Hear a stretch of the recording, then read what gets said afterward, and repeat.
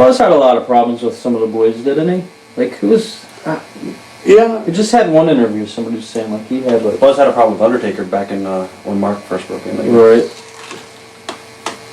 Well, the problem was there is that Buzz opened up a little wrestling school in Texas, right outside of between Dallas and Fort Worth, Irving, Texas, around where the Texas Stadium's located.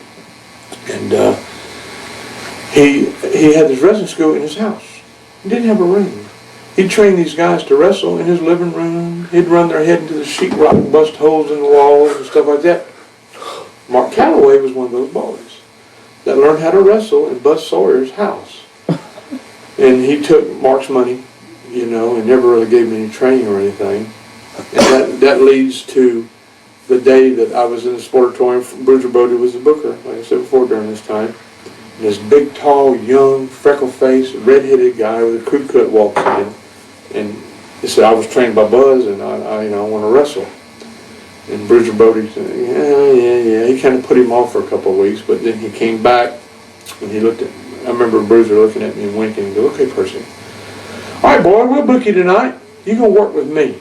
And Percy, you go to the ring with him as his manager.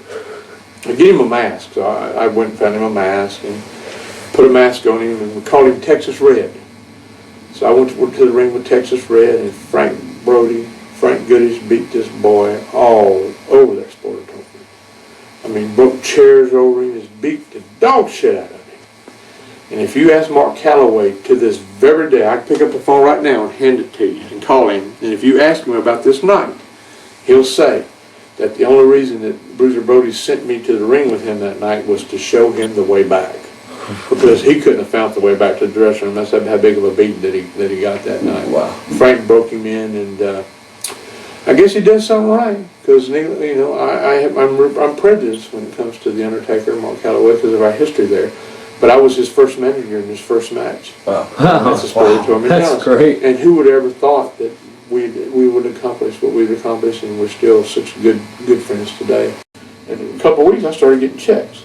So, and I remember that it was on December 22nd. I remember that because, like I said, that was me and my wife's anniversary, so I can't forget that day.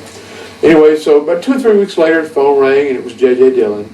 Well, we decided what we're going to do with you. Vince wants you to make your hair. Of course, I had the bleach blonde hair like Bobby Heenan all those years. He wants your hair black, coal black. And your mustache and your eyebrows, you're going to dress in a black suit and everything, and we're going to call you Paul Bearer. And you're going to be the Undertaker's manager. Paul Bearer. And it was just so different from what I was used to all those years. And I didn't like the thought of it all, especially when I dyed my hair. Because I had that blonde hair for so many year. I'm a natural blonde anyway, but not anymore. If you look close, you can see the gray. But I was born a blonde. I was always a blonde, but I bleached it for all those years. So when we made it black, and I looked in the mirror for the first time, I told myself, "This not me." This thing, I hated it. I hated the gimmick. I didn't like it at all. So I debuted with the Undertaker in January of 1991. Our first TV was in Macon, Georgia, for the first time, and there were some really funny incidents there because he wore the big, he still does, wears the big long coat, and the hat and shit. And I was so scared I was going to get out at the ring and fuck something up, because he had to take his coat off, like I'd done all those years, and his hat and shit. So here we were backstage, me practicing taking the Undertaker's coat on and off. I must have done it 25 times. I said, Mark, let me do it one more time. And you got to remember, I managed Mark early in his career, so we already knew each other, So he stood there and let me take his coat on and off, on and off, on and off. So we finally got out in the middle of the ring, TV's on. We taped everything pre-taped in those days. How long was he doing TVs before you were his manager? Not too long, like 2 months, right? Like I said, it started in November 1990, and I was on the road with him January 91. Right. So it was just a matter of. So he was pretty green to the amateur stuff. Oh yeah, so he was all knew that too. He was with Brother Love, Bruce Pritchard for a brief time there. And I remember the first TV, when I took his coat off and took his hat for the first time, I stepped to the ring. That's back when they used to do the enhancement talent. Every match was a job match, They'd bring somebody in, 1, 2, 3. So I took his hat, took his coat, stepped through the rope, and standing on the apron. And this job guy, I can't remember, I don't know who he was wrestling. I guess I could go back and look at the tape because I still have it. But whoever it was decided they was going to hit the damn ropes. So I'm standing on the apron with Undertaker's hat and coat. The job guy hit the ropes, knocked me off the fucking apron onto the floor. My first show with the WWF, I land on my ass on the floor. Of course. It's the only time you probably ever did Thank that. God, no. I don't know. I've on my ass many times during those. That was 14 years there. But that's how the Undertaker Paul Bearer thing started, and it was just a happening. I talked to her about things that are meant to be. It was just meant to be, and like I said, at first I hated the gimmick so much, but I think that when I got my first paycheck, I started liking it. Yeah. And every chick that came, I started liking Paul Bearer a little bit more, and man, what a run! Yeah, I had it made, man. I had it fucking made. I was the Undertaker's manager. Shit, I had it made. I didn't have to do shit. Except walk. Oh yes, you know. That's all I had to do. I had the best seat in the house with Hulk Hogan and Ric Flair, and I had it fucking made. Why did I want to go job in the office? I didn't want a job in the office. I never even thought about it at that time, because basically, and I've said this before, and I've told Mark Undertaker this, and he's well aware of it, especially during the early younger days. I was the highest paid babysitter in the world. Because Mark was a party animal in those days. In his younger days, boy, and he had the right to be a party animal. You know, he was a superstar. He still is. Was a superstar. And a lot of times I looked at myself as a babysitter, because I'm several years older than Mark, and I made sure that he made the planes in the morning, and I made sure that we had a hotel room and we had rental cars, and I took care of. I think that's why I lasted so long. Not only were we real friends, and we still are, is I took care of business. Did the office or Vince kind of put you on the side and go, hey, kind of look out, or No, you just took that under your... I just did. It's just because I'm a few years older than he is, and that's just me. That's my personality. That's the way I am. I don't ever go anywhere without a reservation or a rental car, and I'm just that way. I'm just that's how I am oriented, you know. And if the wrestler you're managing doesn't show up, there you go. So protecting your investment. Right. So I many mornings I'd be beating on his door, getting his ass up, you know, or waiting for him to come in when the sun's coming up, you know. I was a high paid babysitter, but I was having so much fun because I was doing what I dreamed.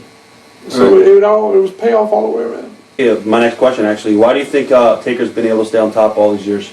I think it's the constant, renewal of his character. You know, going the American Badass gimmick that he did. He's always changing. You know, for the first 5-6 years, we done basically the same thing, and then he started doing the American Badass. I was with him the first time he got his first tattoo. I'll never forget it. It was in Las Vegas. Took him 8 hours to get that first piece.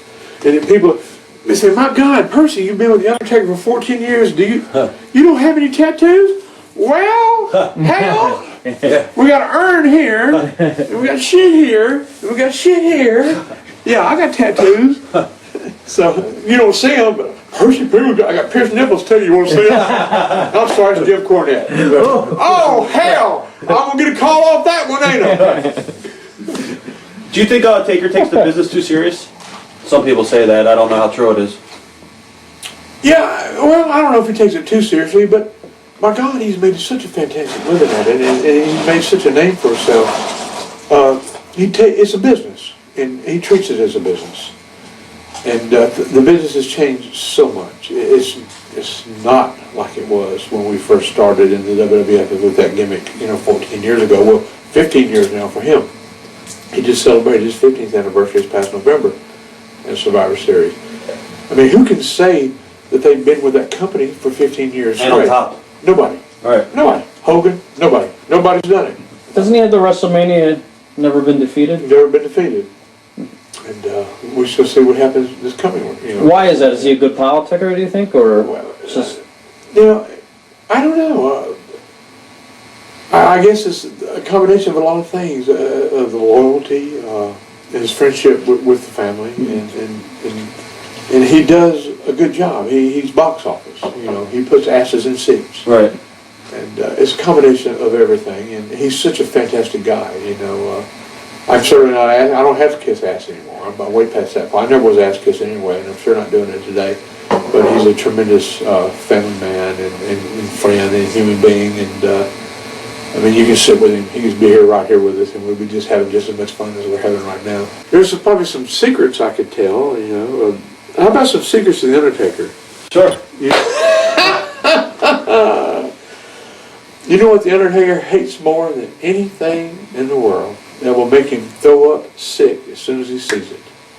A cucumber. Really? He is deathly sick of cucumbers.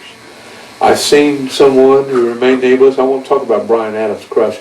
After a night out, stop at the Waffle House or somewhere to have breakfast in the morning after a night at the bar, the deal. Somebody drops a cucumber in his tea or whatever, and he goes to drink and sees a cucumber and he pukes all over the floor. This is Undertaker or Brian Adams? No, Undertaker. He hates cucumbers. We used to, I say we. Before we'd go to the ring, I'd take slices. We'd have cucumbers at the buffet for salad, at the show. I'd grab a handful, stick them in my pocket. I'd stick them in the gloves, his Undertaker gloves, Right. and the fingers and his hat and shit, and